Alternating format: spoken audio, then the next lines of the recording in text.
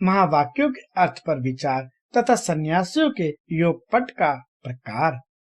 अब महावाक्यों का भावार्थ कहते हैं। प्रज्ञानम ब्रह्म का वाक्यार्थ पहले ही समझाया जा चुका है। अब अहम ब्रह्मास्मि का अर्थ बताया जाता है। शक्ति स्वरूप अथवा शक्ति युक्त परमेश्वर ही अहम पद के अर्थभूत हैं। आकार सब वर्णों का अग्रगण्य परम प्रकाश शिव रूप है। हकार व्योम रूप होने के कारण उसका शक्ति रूप से वर्णन किया गया है। शिव और शक्ति के संयोग से सदा आनंद उदित होता है। मकार उसी आनंद का बोधक है। ब्रह्म शब्द से शिव शक्ति की स्वरूपता स्पष्ट ही सूचित होती है। पहले इस बात का उपदेश किया गया है कि वह शक्तिमान परमेश्वर मैं हूँ, ऐसी भावना करनी चाहिए। अब तत्मसी का अर्थ कहते हैं। तत्मसी इस वाक्य में तत्पद का वही अर्थ है जो सुहामसी में सह पद का अर्थ बताया गया है, अर्थात तत्पद साक्षात्म परमेश्वर का ही वाचक है। अन्यथा सुहम इस वाक्य में विपरीत अर्थ की भावना हो सकती है, क्योंकि अहम पद पुल्लिंग है अतः सह के साथ उसका अन्वय हो जाएगा, परंतु तत्पद नपुंसक है और त्वम पुल्लिंग अथा परस्पर विरोधी लिंग होने के कारण उन दोनों में अन्वय नहीं हो सकता। जब दोनों का अर्थ शक्तिमान परमेश्वर होगा तब अर्थ में समान लिंगता होने से अन्वय में अनुपत्ति नहीं होगी। यदि ऐसा न माना जाए तो स्त्री पुरुष रूप जगत का कारण भी किसी और ही प्रकार का होगा। इसलिए सुहामसी का सह और तत्मसी का तत्व ये दोनों समानार्थक है। इन महावाक्यों के उपदेश से एक ही अर्थ की भावना का विधान है। अब आयात्मा ब्रह्म का अर्थ बताया जाता है। आयात्मा ब्रह्म इस वाक्य में अयम और आत्मा ये दोनों पद पुल्लिंग स्वरूप है, अतः यहाँ अन्य में बोध नहीं है। अयम शक्तिमान परमेश्वर रूप आत्मा ब्रह्म है, यह इस वाक्य का तात्पर्य है। अब ईशा वास्यमिंदम सर्वम का भावार्थ बता रहे हैं। परमेश्वर से रक्षणीय होने के कारण यह संपूर्ण जगत उनसे व्याप्त है। अब प्राणोऽसिम प्रज्ञानात्मा और यद्यवे इन वाक्यों के अर्थ पर विचार किया जाता है। मैं प्रज्ञान स्वरूप प्राण हूँ। यहाँ प्राण शब्द परमेश्वर का ही वाचक है। जो यहाँ है वह वहाँ है, ऐसा चिंतन करें। यहाँ यत तत् का अर्थ क्रमशः यह और सा है, अर्थात जो परमात्मा यहाँ है वह परमात्मा वहाँ है, ऐसा सिद्धांत पक्ष का अवलंबन करने वाले विद्वानों ने कहा है। उपयुक्त वाक्य में यद्मुत तदन्विहि इस वाक्यार्थ का भाव यह है कि योमुन सह स्थिता, अर्थात जो परमात्मा वहाँ पर लोक में स्थित है वे ही यहाँ इस लोक में भी स्थित हैं। इस प्रकार विद्वानों को पहले के समान ही परम पुरुष परमात्मा अर्थ यहाँ अभिष्ट है।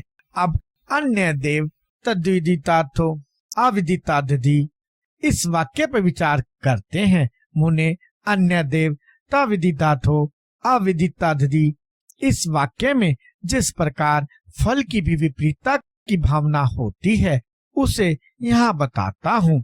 सुनो, विदितात यह पद आयथा विदितात के उन्हीं का इन समझ उत्कृष्ट गुणों से नित्य संबंध है।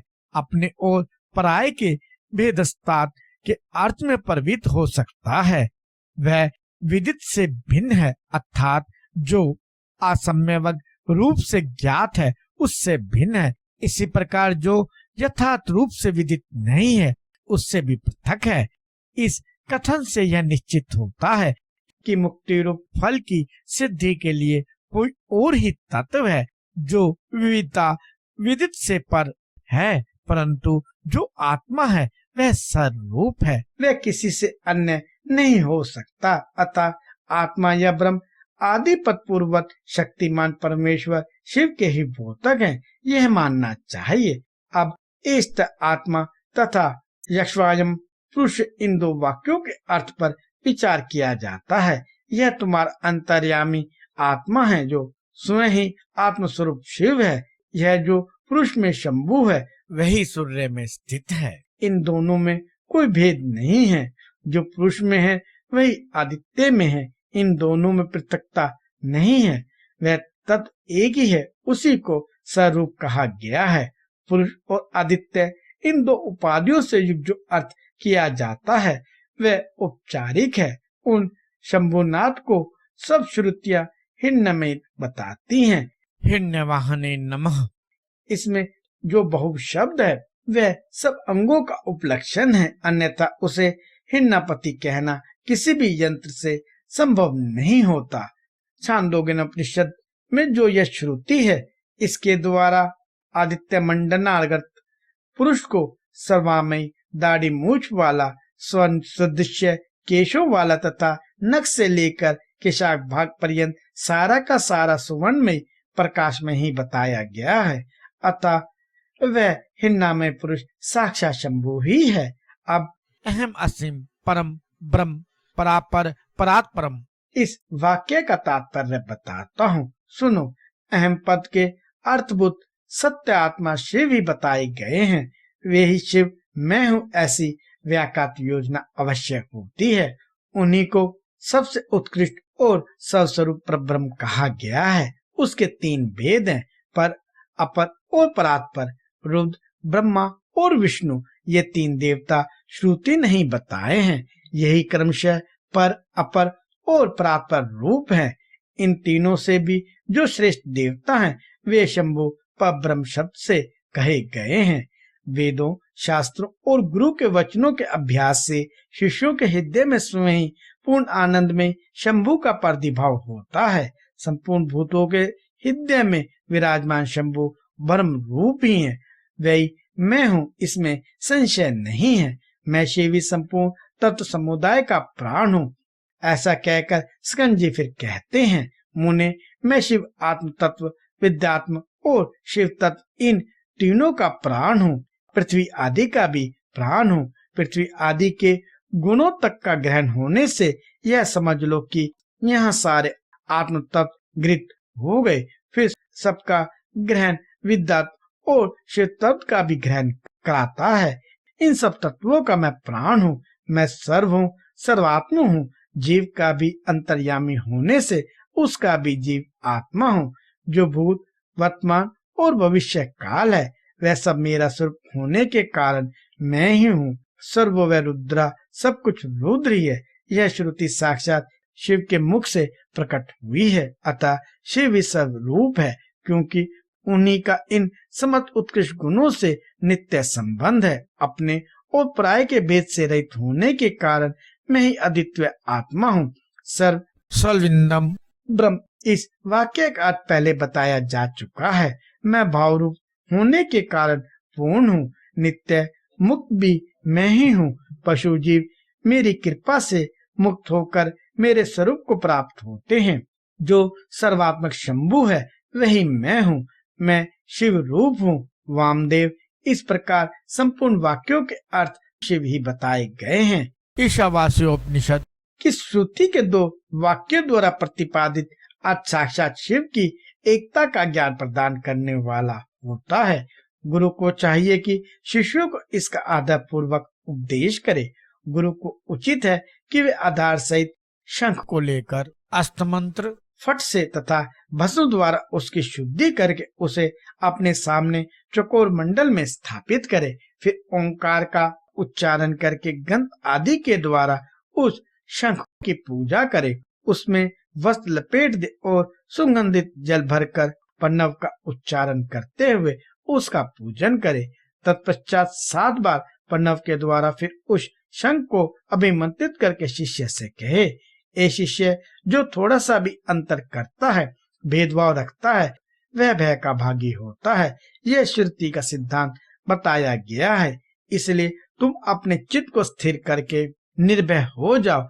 ऐसा कहकर गुरु स्वयं महादेव जी का ध्यान करते हुए उन्हीं के रूप में शिष्य का अर्चन करे। शिष्य के आसन की पूजा करके उसमें शिव के आसन और शिव की मूर्ति की भावना करे।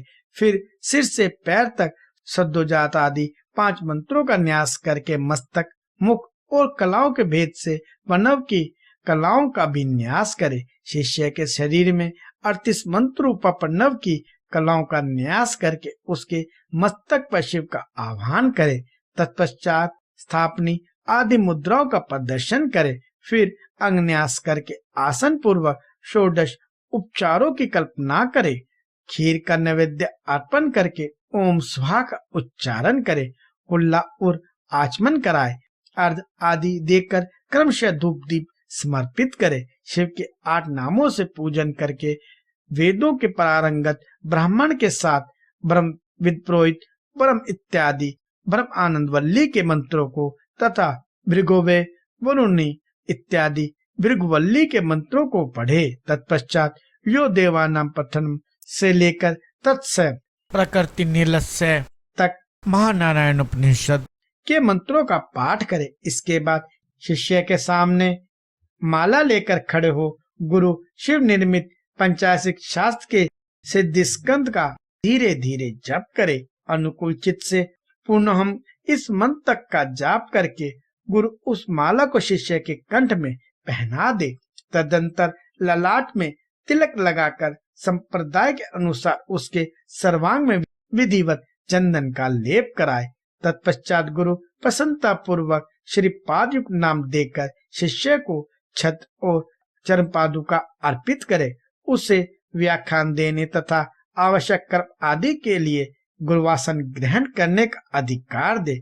फिर गुरु अपने उस शिव रूपी शिष्य पर अनुग्रह करके कहे, तुम सदा समाधिस्थ रहकर मैं शिव हूँ इस प्रकार की भावना करते रहो। यूं कहकर वह स्वयं शिव को नमस्कार करे। फिर संप्रदाय की मर्यादा के अनुसार दूसरे लोग भी उसे नमस्कार करें। उस समय शिष्य उठकर गुरु को नमस्कार करे। अपने गुरु के गुरु को और उनके शिष्यों को भी मस्तक झुकाए। इस प्रकार नमस्कार करके सुशील शिष्य जब मौन और विनीत भाव से गुरु के समीप खड़ा हो तब गुरु स्वयं उसे इस प्रकार उपदेश दे, बेटा आज से तुम समस्त लोगों पर अनुग्रह करते रहो। यदि कोई शिष्य होने के लिए आए तो पहले उसकी परीक्षा कर लो, फिर शास्त्र विधि के अनुसार उसे शिष्य बनाओ। राग आदि दोषों का त्याग करके निरंतर शिव का चिंतन करते रहो। श्रेय संप्रदाय के सिद्ध पुरुषों का संग करो, दूसरों का नहीं। प्राणों पर संकट आ जाए तो भी शिव का पूजन किए बिना कभी भोजन ना करो। गुरु भक्ति का आश्रय ले सुखी रहो, सुखी रहो। मुनीश्वर वामदेव तुम्हारे स्नेहवश अत्यंत गोपनीय होने पर भी यह योग पट का प्रकार तुम्हें बताया है। ऐसा कहकर स्कंद ने यतियों पर कृपा करके उनसे सन्यासियों के शोध और स्नान विधि का वर्णन किया।